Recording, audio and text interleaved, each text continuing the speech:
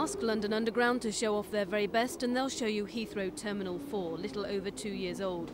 They claim it's the safest in the world, with emergency exits, smoke sensors and fire shutters. Proof, they say, that given the money, London Underground is as safety conscious as any metro anywhere. But it's a one-off. 42 of the 43 stations bounded by the Circle Line were built between 50 and 125 years ago, and it's hard to make design improvements 80 feet below ground. This year, the Underground is spending around £30 million on upgrading the system. Over the next 3 years, they plan to spend a further £110 million.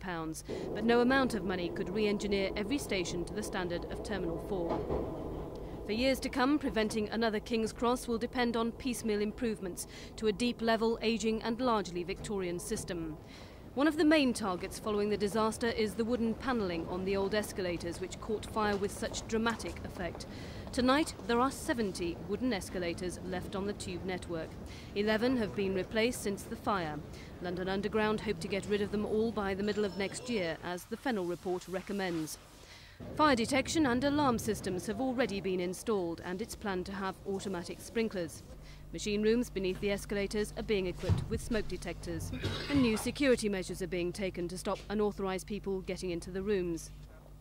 Other escalator improvements include better barriers for passenger control to replace tape barriers and upgraded lighting.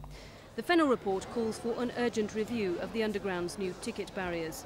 They were designed to free Underground staff for platform and station duty, but have attracted hostility from passengers and transport watchdogs who say they're death traps.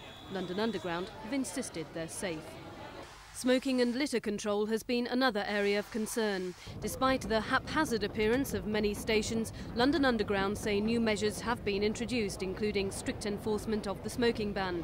There are 3,000 new litter bins and special arrangements at major stations for frequent cleaning. But still, complaints continue. King's Cross itself has 7 improvements London Underground say are due to be completed by next month, including a passenger alarm button, a new operations room with better monitoring and control facilities, and an extra emergency exit, which was to have been closed as part of the new ticketing layout. As a matter of policy, the fire brigade now attend every tube fire, and now new equipment's being brought in earlier than planned after a major review.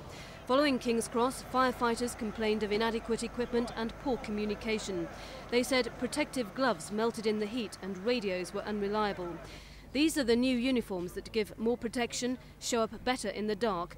There's breathing apparatus with an hour's supply of oxygen, radios linking directly with commanding officers, portable lighting and hydraulic cutting equipment.